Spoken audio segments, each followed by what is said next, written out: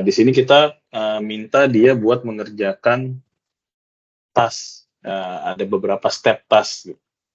Pertama, dia summary dari text delimited by triple backticks menjadi satu kalimat.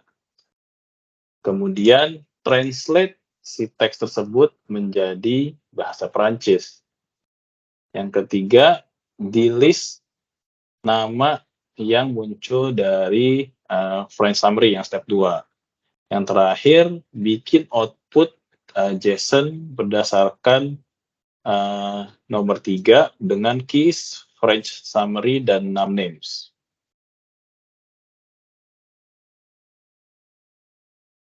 Nah, ini teksnya. Tinggal masukin di sini. Jadi backtick ini kan, triple backtick.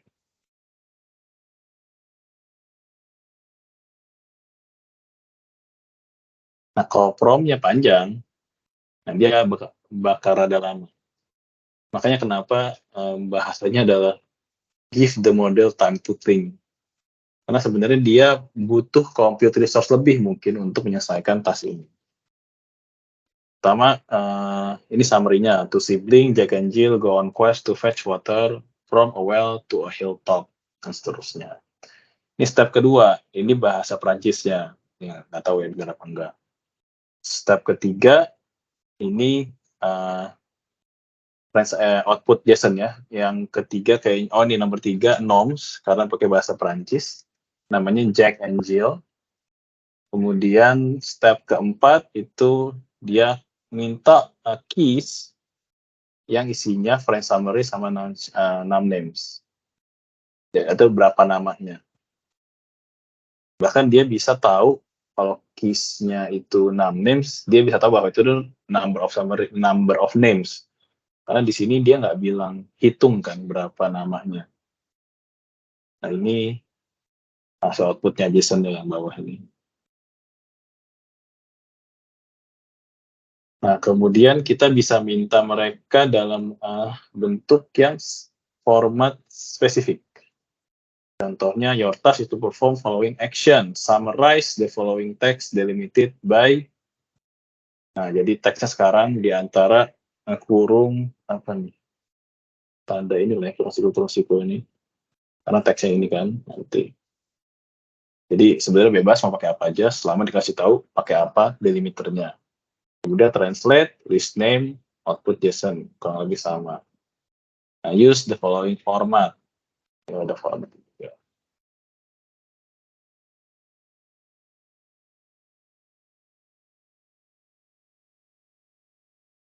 Nah,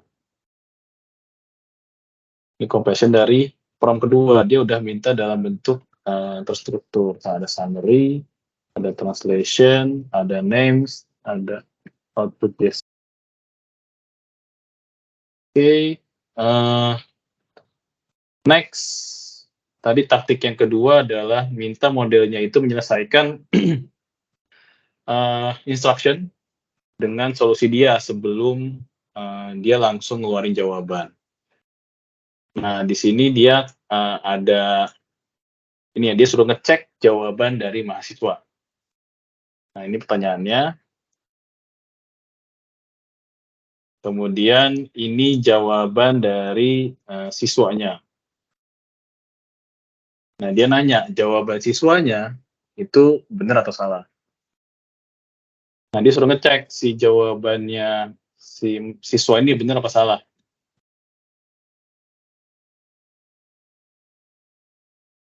Nah, terus dia bilang jawaban siswanya benar. Nah, tapi kita satu nggak tahu karena apa. Dia bisa bilang benar atau salah. Yang kedua, sebenarnya si jawaban ini tuh dibuatnya emang salah harusnya. Kalau memang ada yang coba ngitung, ini harusnya, walaupun ini persamaannya benar ya, cuman jawabannya salah.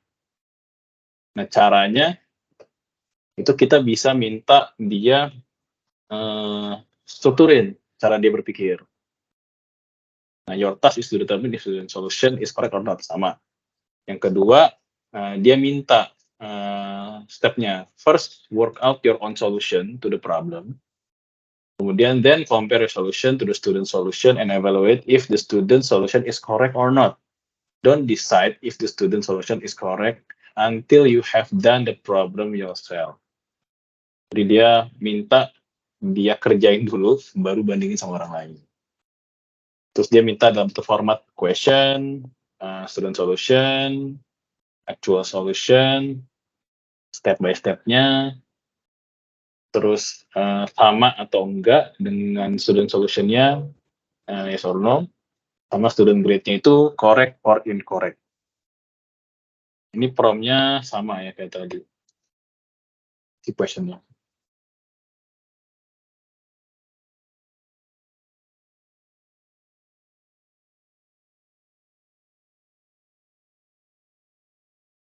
Nah,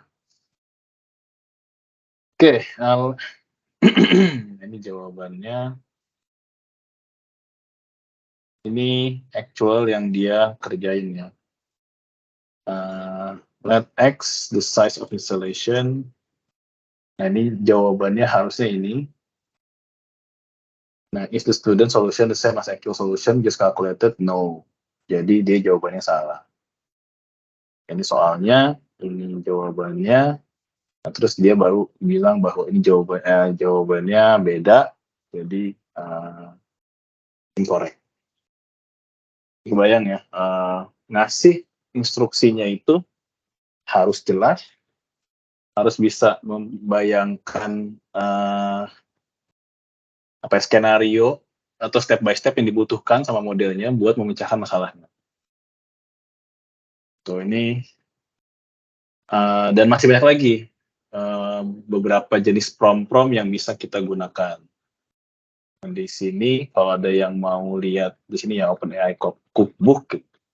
Nah, ini ada contoh-contoh nih, misalkan mau bikin format input, atau kita mau bikin embeddings, mau di fine tune dan segala macam. Ini banyak contoh-contoh yang ada di OpenAI Cookbook ini.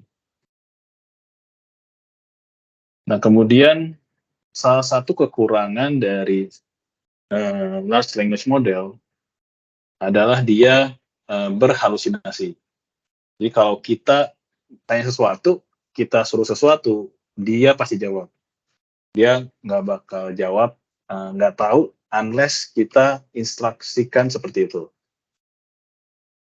Nah, makanya untuk mengurangi si halusinasi itu, dia harus cari relevant information dan dia jawab dari informasi tersebut. Sehingga kita bisa bilang dengan eksplisit kalau emang nggak tahu, atau minimal dia jawab dari informasi yang relevan aja. Contohnya,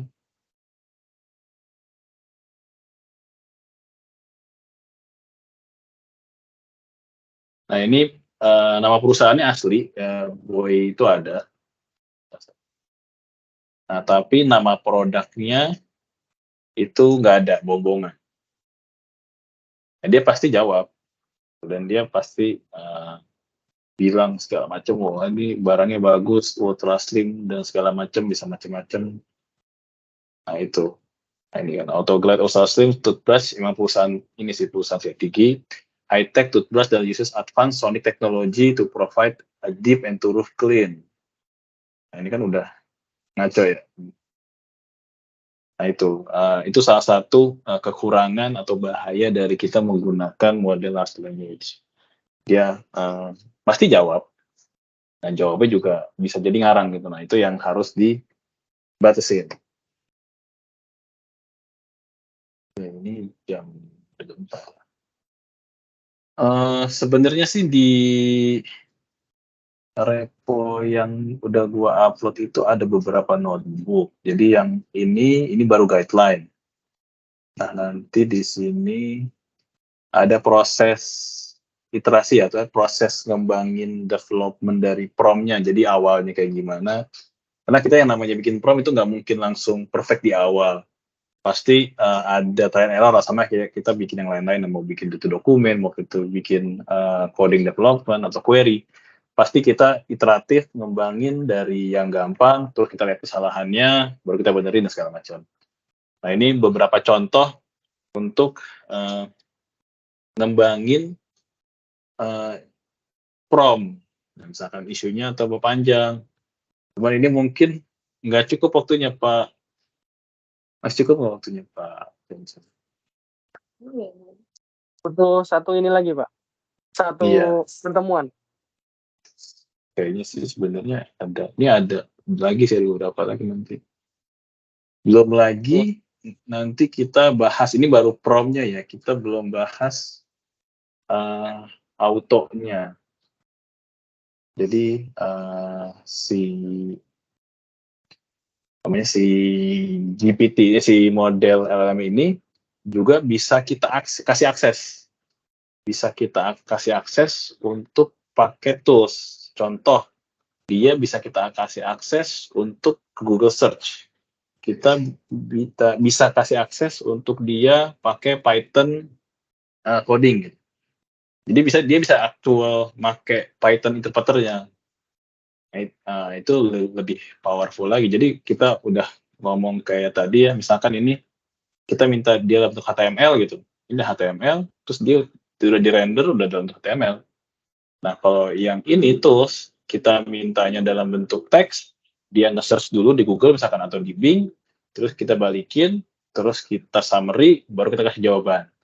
Nah, itu kita bisa beberapa chain prompt, yang namanya lang chain, si bahasanya, si frameworknya.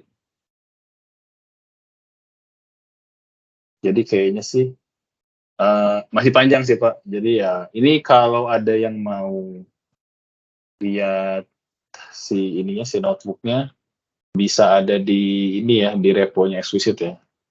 Ini tinggal di clone aja.